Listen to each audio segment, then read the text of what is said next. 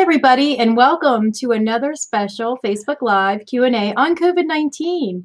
Today we are here with Tiffany Cabibbo. She is the Chief Nursing Officer and Executive Vice President of Patient Care Services here at Mount Nittany Health. Welcome, Tiffany. Hi, thanks for having me. Great to see you. So if you have a question for Tiffany today, we're here to talk about COVID-19, specifically the vaccine. And if you have a question, please go ahead and type it in the comment section below, and we'll be sure to get to those questions during our short time together this afternoon. As we wait for questions, Tiffany, perhaps we can start by explaining where we are with the COVID-19 vaccine. Sure. So can you tell us, who is Mount Nittany Health currently vaccinating? So as we have been doing throughout the whole pandemic, as soon as the state opens up an eligibility group, we have honored that eligibility group. So really this week it opened up, I believe on the 13th, to all Pennsylvanians 16 years and older. And so that is the population that we're accepting and, booking appointments for. You don't have to be a Mount Nittany Health patient, so it doesn't matter if you're with our physician group or not. But if you are under 18, we do, you will need to bring a parent or guardian with you as part of the consent process. Okay. Great, thank you.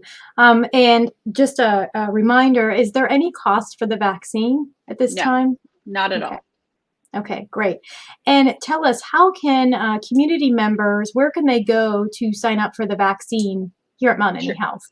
Sure, it's right on our website, so mountnittany.org/coronavirus, and it'll have all of the information there to join the wait list. And that's how we'll contact you with upcoming appointments. And you can also download the form. You can bring the consent form ready to go with you. It'll expedite you through the registration process, and we'll get you an appointment. Okay, easy. Great, thank you. Easy. Again, we're here live with Tiffany Cabibbo on the COVID-19 vaccine. If you have a question for Tiffany, you can go ahead and type it in the comment section below, and we'll do our best to answer those during our time together today. As we wait for comments to roll in, Tiffany, as you know, there's a lot of information and some misinformation about the COVID-19 vaccine.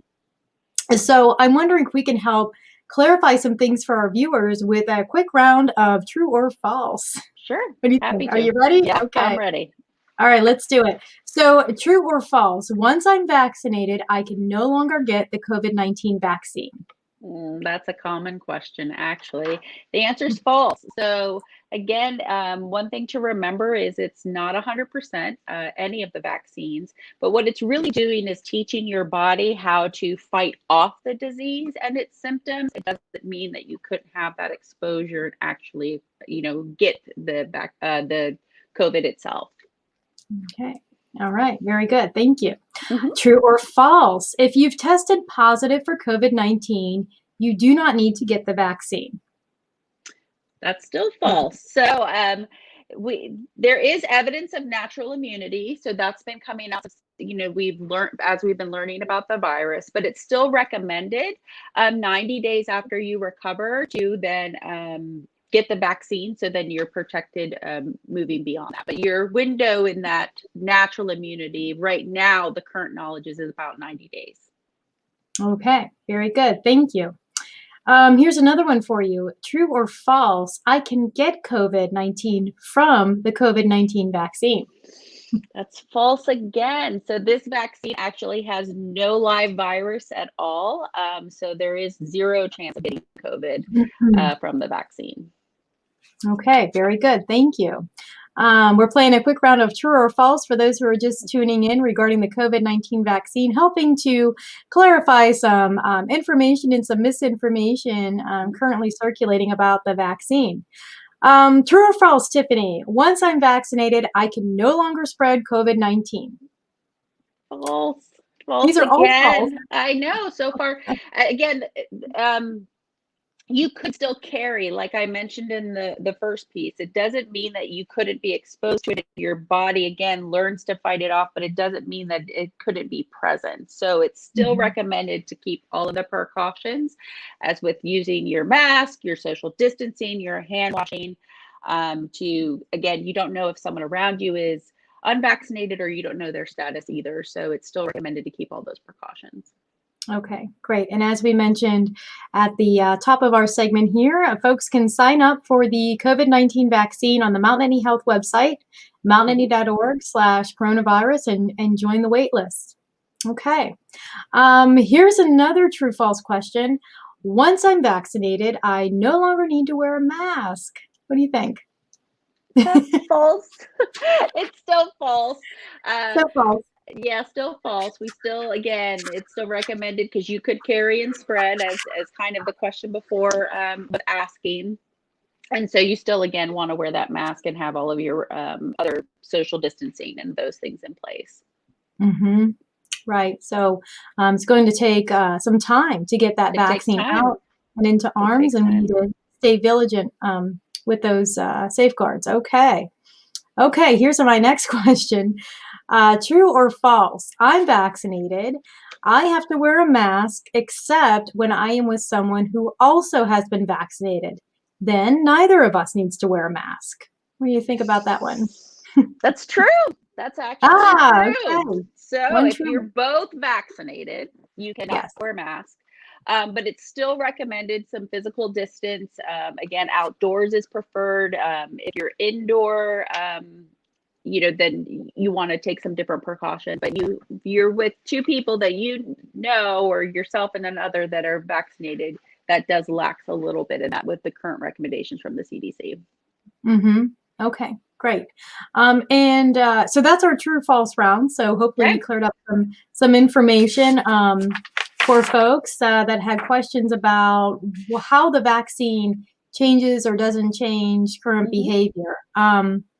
With that stated, Tiffany, just a question for you. Can you just remind us what vaccines are currently available for folks? So there are three different kinds at this time. Yeah, so we still, of course, have had Pfizer and Moderna, who have that has been the first two that really came out from the FDA approval. And Mm-hmm. recently, the Janssen, or people also know it as the Johnson and Johnson, has been out.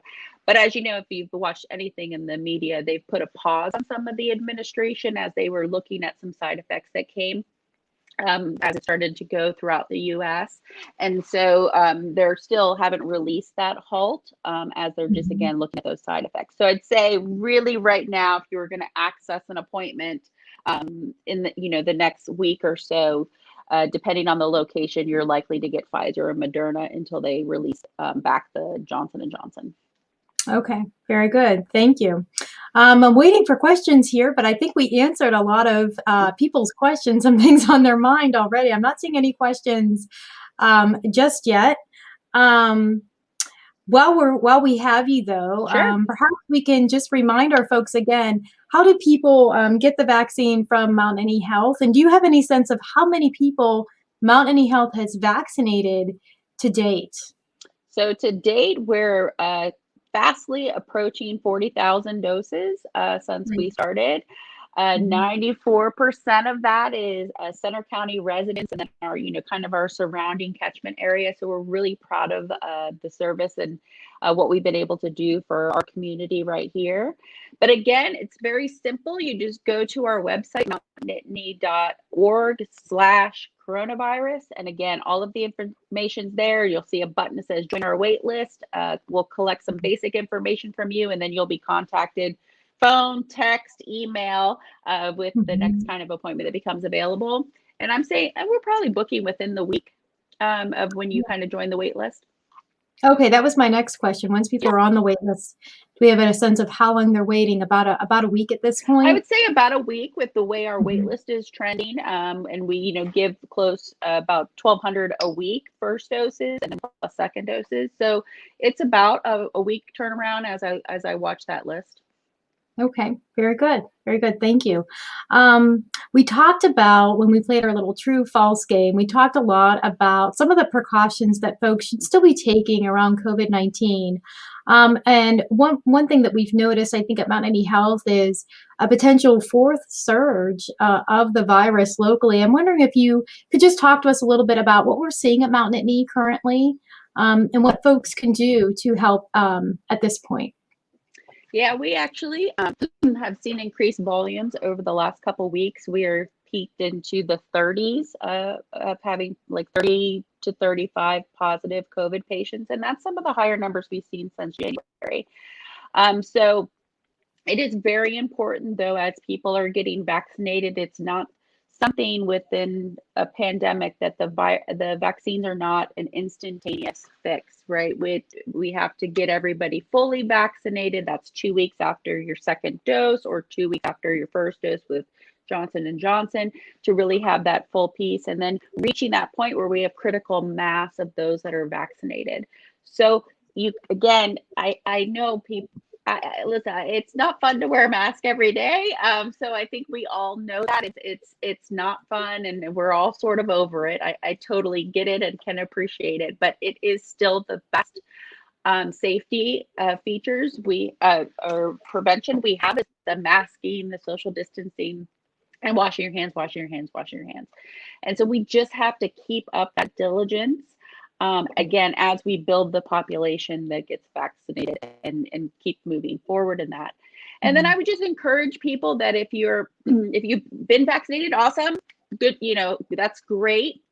But also really if you're someone who's maybe unsure and still maybe thinking about it, I would just encourage you to talk to your healthcare provider, talk to your trusted physician or nurse practitioner or whoever you have in the medical field, and get really the facts, get informed, really make an informed decision, and really, again, consider that as an option, as this is what we'll have to do kind of moving forward to get that, everybody talks about the herd immunity and get that kind of critical mass to drop the disease burden, if you will. So I'd say those are the things is keep your precautions up, is over as we all are. And then if you're on the fence with the vaccine, really try to inform yourself and have some conversations, do your homework.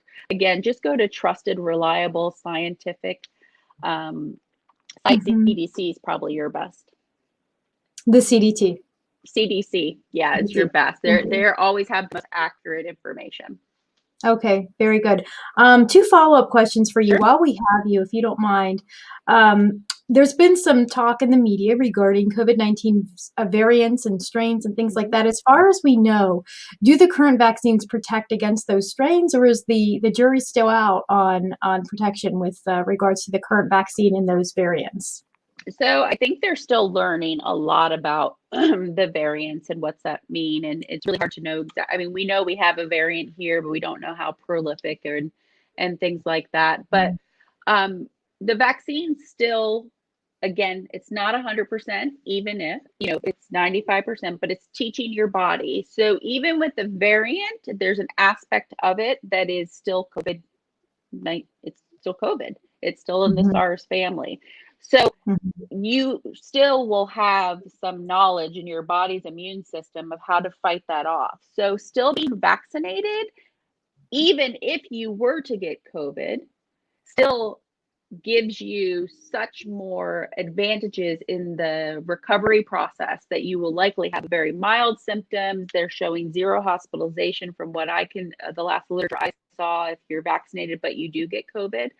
Keeps ICU stays, it prevents that, it prevents vent days.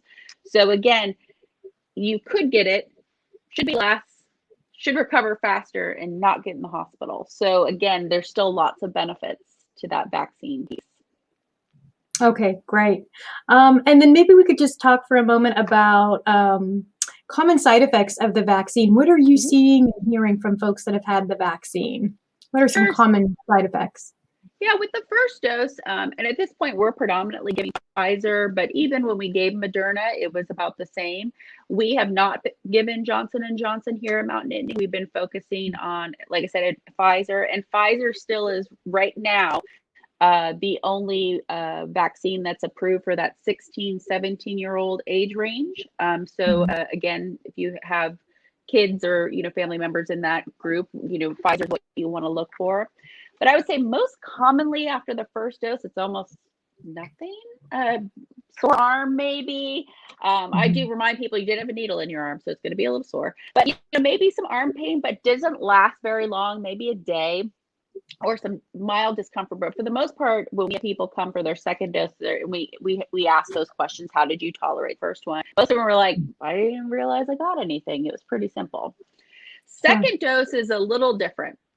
I'd say anecdotally, it's about a 50-50. So we didn't see really predominant either way, but some people do report usually about 12 to 16 hours after the dose. Usually a range of 4 side effects, and you could have more than one, but fever, headache, that tired, yucky feeling that you have, and soreness in the arm more than you did the first time, if you even had it. But usually recovers in less than 24 hours. So it's very short lived. Now, some of it's not necessarily a good or bad thing, but they're just saying that sometimes some people's immune system is just sort of, it really stimulated it, right? So it's sort of going, oh, I know what this is, and I'm kind of going to start a response to it. So those are probably it, but most say they lay low for a day if they have it, maybe, then take Tylenol, cool compress on your arm, and then they felt better, within that 24-hour period. Okay, very good. Thank you. Final question I have, and then we can let you go, I think.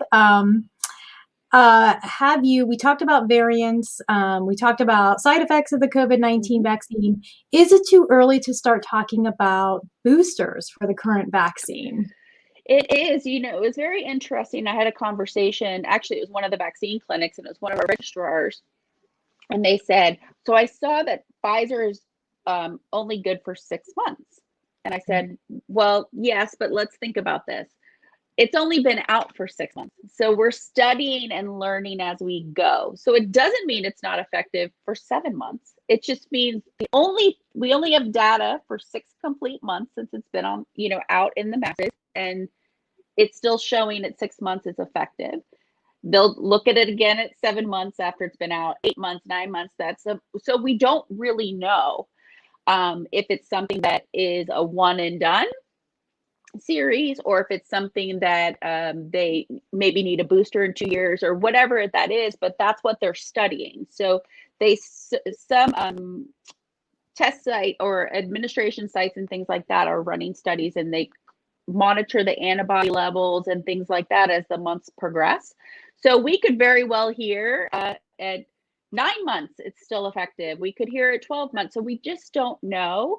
I think the minds or the scientists out there, I think they probably think there might be, but I just don't think anyone knows the amount of time, because again, we've only had it for 6 months, going on 7 months. We just started giving these vaccines in December. So that's how long we're studying it. So in a way, we're in like a large phase 3 clinical trial all at the same time. So we're learning the benefits and then learning the longevity of that all at the same time.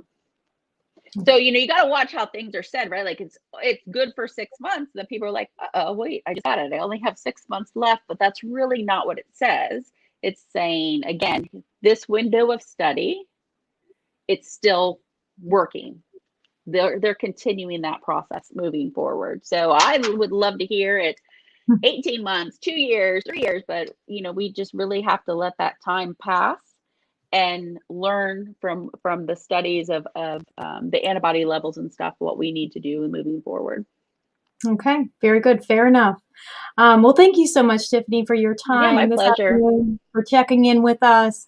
Is there, before we let you go, is there anything that you'd like to share that we didn't cover, or anything that you'd like to reinforce or repeat while we have you here for our viewers? No, I know people are sick of hearing it, but we got to keep our precautions and keep all of the preventive measures, mask, washing your hands, social distancing. We just really have to be mindful of that. And again, I just will do a plea that if you're really on the fence or not sure, again, inform yourself, speak to your trusted healthcare provider about the vaccine, do some research. Again, go to just reliable sources and, make an informed decision. Okay, very good. Thanks so much. Thanks everybody for tuning in today. We appreciate you watching. For more information on COVID-19, including how to sign up for the vaccine with Mount Nittany Health, please visit mountnittany.org/coronavirus. Thanks, everybody. Thanks.